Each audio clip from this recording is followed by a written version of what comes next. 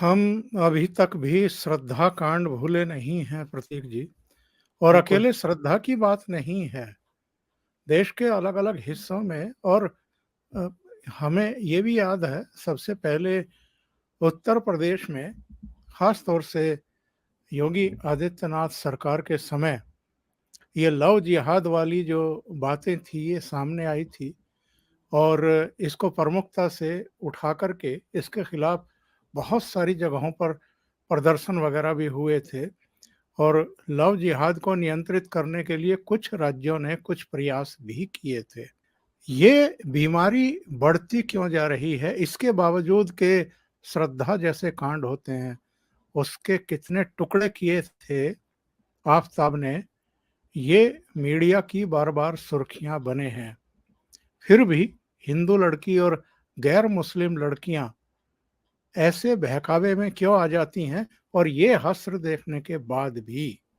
Sir, बहकावे में आने का सबसे बड़ा कारण तो एक ये है कि दशकों से बॉलीवुड ने जो एक सूडो सेक्युलरिज्म का कीड़ा जो दिमाग में डाला, कई एक हमारी पिछली 1-2 जनरेशंस को जो ब्रेन वॉश किया है इस पूरे वामपंथी इकोसिस्टम ने, सिलेक्टिव घटनाओं पर हमेशा इकोसिस्टम चर्चा करता था। आज से 6-7 वर्ष पहले तक भी अगर हम देखें, आज जो कई सारे पत्रकार अपने आप को राष्ट्रवादी बताते हैं ना, उनकी भी रिपोर्टिंग आप बस 6 वर्ष पहले चले जाइए, 2015-16 तक की उनकी भी रिपोर्टिंग आप देख लीजिए। वो भी किस प्रकार से सिलेक्टिव खबरें दिखाते थे, सिलेक्टिव बातें चलती थी। जितने भी बड़े-बड़े मीडिया हाउस है, चाहे एक तरफ हिंदुओं की कितनी ही हत्या क्यों ना हो जाए, कितनी बड़े-बड़े घटनाएँ क्यों ना हो जाए, उस पर ये इकोसिस्टम कभी भी चर्चा नहीं करता था। और कहीं पर अगर विक्टिम हिंदू हो तो उस नाम को वो दिखाते नहीं थे। पर जैसे ही कहीं पर उनके एजेंडा को सूट करने वाली कोई इक्का-दुक्का भी न्यूज़ आ जाती थी, तो तुरंत ऊपर टाइटल में जो आर्टिकल्स लिखे जाते थे बड़े-बड़े मीडिया हाउस के, टाइटल में वो नाम मेंशन किया जाता था, रिलिजन मेंशन किया जाता था और कैसे इस देश में पूरा एक माइनॉरिटी खतरे में है, इस्लामोफोबिक हो गया है ये देश, कैसे सब कुछ लोकतंत्र संकट में आ गया है। इस प्रकार का एक पूरा ब्रेन वॉशिंग चलती थी युवाओं की। और एक बच्चा जब ये देखता है कि यार मैं जिस रिलीजन से हूँ, मैं जिस कल्चर से हूँ, हम कितने बुरे हैं, हम कितने सांप्रदायिक हैं, इवन जय श्री राम कहना भी एक कितना नहीं कहते थे लोग। मुझे अभी भी याद है 6-7 वर्ष पहले तक लोग सोशल मीडिया पर भी जय श्री राम कहने से भी डरते थे। एक सांप्रदायिक नारा बनाकर रख दिया था उसको इस पूरे इकोसिस्टम ने। तो लोग नहीं जुड़ना चाहते थे अपने कल्चर के साथ में और कोई भी अपने आप को एक सांप्रदायिक या एग्रेसिव इस प्रकार से दिखाना नहीं चाहता है। क्योंकि एक वातावरण ऐसा देश में बना कर रखा था लगातार।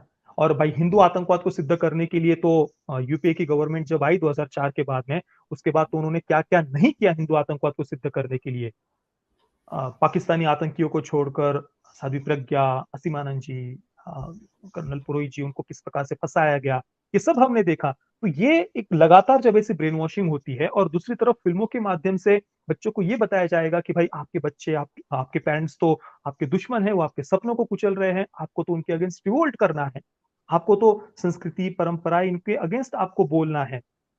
तो एक वो आपने देखा होगा बड़ी-बड़ी यूनिवर्सिटीज़ में वो एक झोला-छाप माइंडसेट होता है वामपंथी स्टूडेंट्स का, ढपली बजाना, आज़ादी की बातें करना, हमें तो पैट्रियार्की से आज़ादी चाहिए, हमें तो रूढ़िवाद से, रिग्रेसिव, ऑर्थोडॉक्सी वो आज़ादी, आज़ादी के नारे वगैरह। तो ये माइंडसेट ऐसे ही जनरेट होता है, जनरेशंस की जनरेशंस को ऐसे ब्रेन वॉश किया जाता है। वो लोग अपनी ही कल्चर, अपनी ही रिलिजन, अपनी ही संस्कृति से हेट करने लगते हैं। आज से 2012-13 में आपको याद होगा किस ऑफ लव कैंपेन चलाया गया था वामपंथियों के द्वारा। देश की बड़ी-बड़ी जितनी भी यूनिवर्सिटीज़ है, सब जगह पर किस ऑफ लव कैंपेन चलाया गया था। सैकड़ों-सैकड़ों वो यूनिवर्सिटीज़ के स्टूडेंट्स ऐसे इकट्ठा होते थे और एक-एक लड़की, एक-एक लड़का, कई सारी लड़कियों को, कई सारे लड़कों को वो किस कर रहे थे और ये करके वो उन्हें लगता था कि वो कुछ बहुत बड़ा रिवॉल्यूशन ला रहे हैं, क्रांति ला रहे हैं रूढ़िवादी लोगों के विरुद्ध। ये हालात थे 2012-13 तक भी जेएनयू हो, चेन्नई में हो, जादवपुर में हो, अलग-अलग जगहों पर ऐसे कैंपेन्स चलते थे।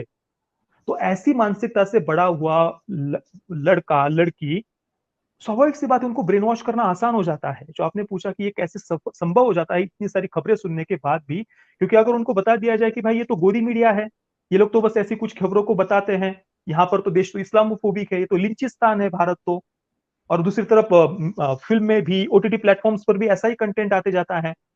तो इस कारण से ऐसी कुछ खबरें आती भी है तो इन्हें लगता है कि नहीं ये तो सांप्रदायिक लोग हैं, ये तो सांप्रदायिक, ये तो नफ़रत फैलाने वाले लोग हैं, हम तो बहुत मॉडर्न है, प्रोग्रेसिव है। इस कारण से ब्रेन वॉशिंग इतनी आसान हो जाती है करना।